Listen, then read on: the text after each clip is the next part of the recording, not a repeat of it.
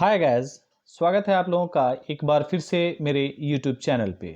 यहाँ पे आज हम लोग प्रीवियस ईयर के क्वेश्चन आंसर को आगे बढ़ाएंगे, जिसमें हम लोग अभी हिस्ट्री को पढ़ रहे हैं। तो 2011 के हिस्ट्री के क्वेश्चन को देखेंगे। ये सारे क्वेश्चन आप लोगों के आने वाले एग्जाम के लिए काफ़ी ज़्यादा इंपॉर्टेंट है, इसलिए आप लोग थोड़ा भी स्किप ना करेंगे, पूरा देखेंगे, पढ़ेंगे। तो चलिए शुरू करते हैं आज का ये सेशन और देखते हैं पहला क्वेश्चन। पहला क्वेश्चन कहता है त्रिपिटक साहित्य संबद्ध है। ऑप्शन देखते हैं। क जैन धर्म से, ख बौद्ध धर्म से, ग शैव धर्म से और घ वैष्णव धर्म से। तो इसका राइट आंसर हो जाएगा ख बौद्ध धर्म से। जैसे कि ये क्वेश्चन आप लोगों को दूसरी बार मिल रहा है 2-3 साल के क्वेश्चन में, इसलिए ये क्वेश्चन आप लोगों के लिए काफ़ी ज़्यादा इंपॉर्टेंट होने वाला है। वैसे त्रिपिटक 3 ग्रंथों के मिलकर के बना है, सुत्त पिटक, विनय पिटक और अभिधम्म पिटक। इन तीनों में महात्मा बुद्ध के उपदेशों को संग्रहित किया गया है। चलिए आगे बढ़ते हैं और देखते हैं दूसरा क्वेश्चन। कनिष्क का राज्यारोहण हुआ था। ऑप्शन देखते हैं। क 48 ईस्वी में, ख 78 ईस्वी में, ग 88 ईस्वी में, घ 98 ईस्वी में। इसका राइट आंसर होगा ख 78 ईस्वी में। कनिष्क का राज्यारोहण 78 ईस्वी में हुआ था। यह एक कुषाण राजा था। इसी के काल में चौथी बौद्ध संगीति हुई थी, जिसमें बौद्ध धर्म 2 भागों में बंट गया था, महायान और हीनयान में। चलिए आगे बढ़ते हैं और देखते हैं तीसरा क्वेश्चन। महाभारत युद्ध कितने दिनों तक चला था?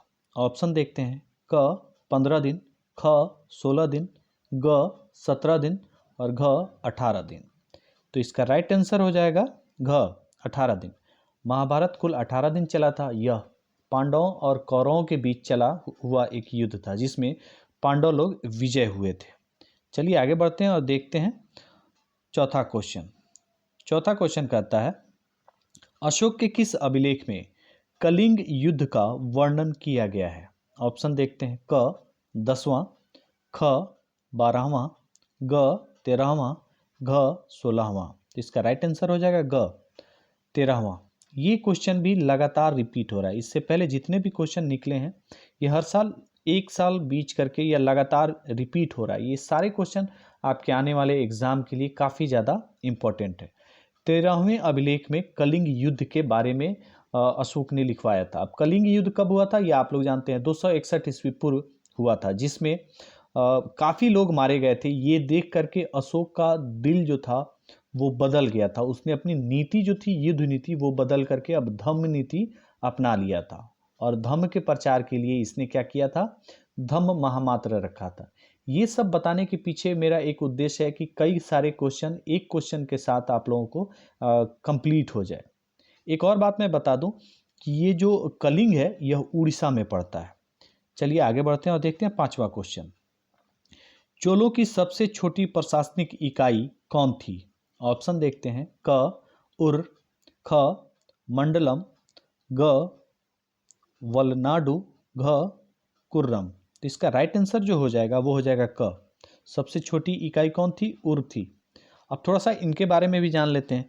मंडलम जो था उस समय वो एक राज्य के बराबर, प्रांत के बराबर में हुआ करता था। वहीं जो वलनाडु है यह डिस्ट्रिक्ट के जिला के बराबर हुआ करता था। और जो कुर्रम है यह पंचायत यानी गांव की एक समूह थी कुर्रम। और सबसे छोटी इकाई कौन तो होती थी? उर होती थी। चलिए आगे बढ़ते हैं और देखते हैं छठा क्वेश्चन। राजतरंगिणी के लेखक कौन थे? ऑप्शन देखते हैं। क पतंजलि, ख बाणभट्ट, ग विशाखादत्त और घ कलहन। तो इसका राइट आंसर हो जाएगा कलहन। राजतरंगिणी के लेखक कौन है? कलहन। ये क्वेश्चन भी आप लोगों के लिए काफ़ी ज़्यादा इंपॉर्टेंट है। आगे बढ़ते हैं और देखते हैं 7वां नंबर क्वेश्चन। अर्थशास्त्र की रचना कब हुई थी? ऑप्शन देखते हैं। क 6ठी शताब्दी ईस्वी पूर्व, ख 5वीं शताब्दी ईस्वी पूर्व, ग 4थी शताब्दी ईस्वी पूर्व और घ 3री शताब्दी ईस्वी पूर्व। तो इसका राइट आंसर हो जाएगा ग 4थी शताब्दी ईस्वी पूर्व, क्योंकि जब चंद्रगुप्त मौर्य ने मौर्य वंश की स्थापना की थी उसके बाद अर्थशास्त्र लिखा गया था कौटिल्य के द्वारा। यानी कि मौर्य प्रशासन और मौर्य के शासन के बारे में कौटिल्य ने अपनी किताब अर्थशास्त्र में लिखा है। चलिए आगे बढ़ते हैं और देखते हैं 8वां क्वेश्चन। पतंजलि के महाभाष्य में हमें महाभाष्य से हमें जानकारी मिलती है? क गुप्त काल की, ख मौर्य काल की, ग प्राक मौर्य काल की और घ इनमें कोई नहीं। इसका राइट आंसर हो जाएगा क गुप्त काल की। चलिए आगे बढ़ते हैं और देखते हैं 9वां नंबर क्वेश्चन। 9वां नंबर क्वेश्चन कहता है पुराणों की संख्या कितनी है? ऑप्शन देखते हैं, क 16, ख 18, ग 19 और घ 20। इसका राइट आंसर हो जाएगा ख पुराणों की कुल संख्या कितनी है? 18। अब थोड़ा सा पुराण का मतलब समझ लेते हैं। पुराण का मतलब होता है प्राचीन या पुराना। चलिए आगे बढ़ते हैं और देखते हैं 10 नंबर क्वेश्चन। मौर्यकालीन टकसाल का प्रधान कौन था? ऑप्शन देखते हैं, क कोषाध्यक्ष, ख मुद्राध्यक्ष, ग प्रणयाध्यक्ष और घ लक्षणाध्यक्ष। तो इसका राइट आंसर हो जाएगा घ लक्षणाध्यक्ष। मौर्यकालीन टकसाल का प्रधान कौन होता था? लक्षणाध्यक्ष। अब टकसाल के बारे में थोड़ा सा जान लेते हैं। टकसाल वो जगह है जहाँ पे मुद्रा की छपाई हो या सिक्कों की ढलाई हो। अब टकसाल का मतलब आप लोग समझ चुके होंगे। चलिए आगे बढ़ते हैं और देखते हैं 11 नंबर क्वेश्चन।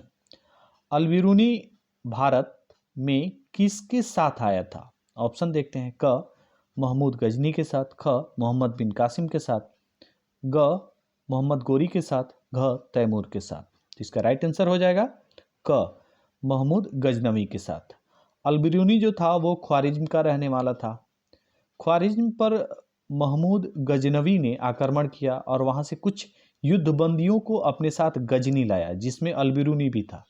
उसके बाद अलबिरूनी महमूद गजनवी के साथ काम करने लगा। वह भारत भी आया महमूद गजनवी के साथ। यहाँ पे आने के बाद वो भारतीय भाषाओं को भी पढ़ा और उसने एक किताब लिखा, तहकीके हिंद या किताबुल हिंद। ये भी आप लोग याद रखिएगा, एग्जाम में अक्सर पूछ लेता है कि अलबिरूनी ने कौन सी किताब लिखी है। तो इसका आंसर होगा तहकीके हिंद या किताबुल हिंद। चलिए आगे बढ़ते हैं और देखते हैं 12 नंबर क्वेश्चन। दिल्ली सल्तनत की प्रथम और अंतिम महिला शासक कौन थी? ऑप्शन देखते हैं, क चांद बीबी, ख नूरजहां, ग रजिया सुल्तान, घ मुमताज महल। तो इसका राइट आंसर होगा ग रजिया सुल्तान। आप सब जानते होंगे कि एक ही महिला सल्तनत काल में राजा बनी थी। वो कौन थी? रजिया सुल्तान, जो इल्तुतमिश की पुत्री थी। चलिए आगे बढ़ते हैं और देखते हैं 13 नंबर क्वेश्चन। निम्नलिखित इतिहासकारों में कौन अकबर का समकालीन था? ऑप्शन देखते हैं, क फरिश्ता, ख बदायूनी, ग मुल्ला दाऊद, घ मुहम्मद खान। तो इसका राइट आंसर हो जाएगा ख बदायूनी। बदायूनी जो था अकबर का समकालीन था। अकबर की पैदाइश 1542 में हुई थी, वहीं बदायूनी की भी पैदाइश 1540 ईस्वी में हुई थी। आगे बढ़ते हैं और देखते हैं 14 नंबर क्वेश्चन। दीन इलाही संबंधित है किससे? क बाबर के साथ, ख हुमायूं के साथ, ग अकबर के साथ, घ जहांगीर के साथ। राइट आंसर हो जाएगा ग अकबर के साथ। दीन इलाही किससे संबंधित है? अकबर के साथ। अकबर ने एक धर्म ही चला दिया था जिसका नाम उसने रखा था दीन इलाही। दीन इलाही में सब धर्मों की जो अच्छी बातें होती थी उसको एक जगह करके ये धर्म बनाया गया था। दीन इलाही 1582 में शुरू किया था अकबर ने। चलिए आगे बढ़ते हैं और देखते हैं 15 नंबर क्वेश्चन। कुतुब मीनार का निर्माण किसने शुरू किया? ऑप्शन देखते हैं, क कुतुबुद्दीन ऐबक, ख इल्तुतमिश और ग रजिया, घ जलालुद्दीन खलजी यहाँ पे लिखा हुआ। चलिए ऑप्शन, इसका राइट आंसर हो जाएगा क कुतुबुद्दीन ऐबक। कुतुबुद्दीन ऐबक ने कुतुब मीनार का निर्माण शुरू करवाया था, लेकिन उसको आगे बढ़ाने का कार्य कौन किया था? इल्तुतमिश ने। चलिए आगे बढ़ते हैं और देखते हैं 16 नंबर क्वेश्चन। लोदी वंश का अंतिम शासक कौन था? ऑप्शन देखते हैं, क बहलोल लोदी, ख सिकंदर लोदी, ग इब्राहिम लोदी, घ काफूर। इसका राइट आंसर हो जाएगा ग इब्राहिम लोदी जो था वो लोदी वंश का अंतिम शासक था। आप लोग जानते होंगे 1526 में पानीपत की पहली लड़ाई इब्राहिम लोदी और बाबर के बीच में हुई थी, जिसमें इब्राहिम लोदी हार गया था और उसके साथ ही लोदी वंश खत्म हो गया था। थोड़ा सा जान जाते हैं कि लोदी वंश का संस्थापक कौन था, स्थापना किसने किया?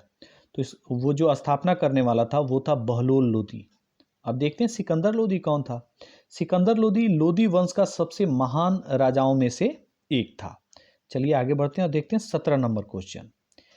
किस प्रशासकीय सुधार के लिए शेर शाह खास तौर पर जाना जाता है? ऑप्शन देखते हैं। क बाजार नियंत्रण, ख भूमि सुधार व्यवस्था, ग मनसबदारी व्यवस्था, घ विधि नियंत्रण व्यवस्था। तो इसका राइट आंसर हो जाएगा ख भूमि सुधार व्यवस्था के लिए शेर शाह ज़्यादा आम हो गया था, उसके बारे में लोग जानने लगे थे। चलिए इसके बारे में थोड़ा सा जान लेते हैं कि शेर शाह कौन है। शेर शाह वही है जिसने अकबर के पिता हुमायूं को लगातार 2 बार 1539 में और 1540 में हराया हुआ था। शेर शाह के बचपन का नाम फरीद खान था, ये आप लोग जानते होंगे। चलिए आगे बढ़ते हैं और देखते हैं 18 नंबर क्वेश्चन। सहायक संधि की नीति कार्यान्वित की किसने? क बेंटिंक ने, ख कार्नवालिस ने, ग वेलेस्ली ने और घ डलहौजी ने। तो इसका राइट आंसर जो हो जाएगा वो हो जाएगा ग सहायक संधि किसने लागू की थी? वेलेस्ली ने। सहायक संधि सबसे पहले हैदराबाद के निजाम ने कबूल किया था, उसके बाद बहुत सारे राजाओं ने कबूल किया था। चलिए आगे बढ़ते हैं और देखते हैं 19 नंबर क्वेश्चन। 19 नंबर क्वेश्चन कहता है 1857 का विद्रोह आरंभ हुआ। ऑप्शन देखते हैं। क 10 मई को, ख 13 मई को, ग 18 मई को, घ 26 मई को।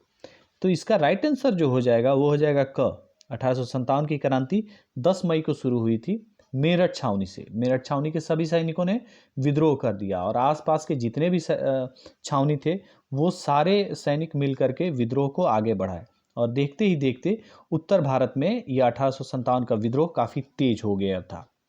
चलिए आगे बढ़ते हैं और देखते हैं 20 नंबर क्वेश्चन। 1942 में कौन सा आंदोलन हुआ था? ऑप्शन देखते हैं। क खिलाफत आंदोलन, ख असहयोग आंदोलन, ग सविनय अवज्ञा आंदोलन और घ भारत छोड़ो आंदोलन। तो इसका राइट आंसर हो जाएगा घ भारत छोड़ो आंदोलन 1942 में शुरू हुआ था। 9 अगस्त 1942 को भारत छोड़ो आंदोलन शुरू हुआ था। उससे पहले 8 अगस्त 1942 को मुंबई के ग्वालियर टैंक मैदान में कांग्रेस की अधिवेशन हुई थी, जिसमें भारत छोड़ो आंदोलन को शुरू करने की यहाँ पे रणनीति बनी हुई थी। जैसे ही भारत छोड़ो आंदोलन शुरू हुआ, सारे भारतीय महत्वपूर्ण नेताओं को अंग्रेज़ों ने गिरफ्तार कर लिया। चलिए आगे बढ़ते हैं और देखते हैं 21 नंबर क्वेश्चन। व्यपगत का सिद्धांत का संबद्ध था किससे? ऑप्शन देखते हैं। क लॉर्ड कर्जन से, ख डलहौजी से, ग लिट्टन से, घ मिटो से। इसका राइट आंसर हो जाएगा ख डलहौजी से। व्यपगत जो था ये गोद निषेध नीति को कहा जाता है। इसमें इसने क्या कर दिया था कि जिस भी राजा के पास अगर अपना बच्चा नहीं है तो वो किसी को गोद नहीं ले सकता है। ये डलहौजी की नीति थी। चलिए आगे बढ़ते हैं और देखते हैं 22 नंबर क्वेश्चन। अस्थाई बंदोबस्त जुड़ा हुआ था किससे? ऑप्शन देखते हैं। क वारेन हेस्टिंग से, ख वेलेस्ली से, ग कार्नवालिस से और घ रिपन से। तो इसका राइट आंसर हो जाएगा ग कार्नवालिस से। अस्थाई बंदोबस्ती, जिसे इस्तेमारी व्यवस्था भी कहा जाता है, कार्नवालिस ने शुरू किया था। कहाँ पे? बंगाल में। ये भी आप लोग याद रखिएगा, इंपॉर्टेंट क्वेश्चन है। आगे बढ़ते हैं और देखते हैं 23 नंबर क्वेश्चन। संथाल विद्रोह का नेतृत्व किया था किसने? ऑप्शन देखते हैं। क जतरा भगत ने, ख दुबिया गोसाई ने, ग भगीरथ ने और घ सिद्धू एवं कानू ने। इसका राइट आंसर हो जाएगा घ सिद्धू और कानू, ये दोनों भाई थे। संथाल विद्रोह 1855 में बंगाल और बिहार के कुछ क्षेत्रों में शुरू किया गया था, क्योंकि वहाँ पे महाजन, अंग्रेज और साहूकार जो थे, इनके खिलाफ ये लोग जो पहाड़िया लोग थे, इन्होंने अपनी आंदोलन शुरू की हुई थी। चलिए आगे बढ़ते हैं और देखते हैं 24 नंबर क्वेश्चन। गांधी जी ने असहयोग आंदोलन किस वर्ष शुरू किया? ऑप्शन देखते हैं। क 1920 में, ख 1922 में, ग 1930 में और घ 1942 में। तो इसका राइट आंसर हो जाएगा क गांधी जी ने 1920 में असहयोग आंदोलन शुरू किया था, क्योंकि उससे पहले रॉलेट एक्ट आया था जिसके खिलाफ में इन्होंने शुरू किया था। जस्ट उससे पहले जालियांवाला बाग कांड हुआ था, उसके विरोध में और खिलाफत आंदोलन के सपोर्ट में इन्होंने असहयोग आंदोलन शुरू किया था। आज का लास्ट क्वेश्चन देखते हैं 25वां। जवाहरलाल नेहरू भारत के प्रथम प्रधानमंत्री बने कब? ऑप्शन देखते हैं। क 1946 में, ख 1947 में, ग 1948 में, घ 1949 में। तो इसका राइट आंसर होगा ख 1947 में स्वतंत्र भारत के पहले प्रधानमंत्री कौन बने थे? जवाहरलाल नेहरू। तो इसी क्वेश्चन के साथ आज का ये सेशन समाप्त होता है। हम लोग मिलते हैं नेक्स्ट वीडियो में नेक्स्ट सेशन के साथ। तब तक के लिए थैंक यू।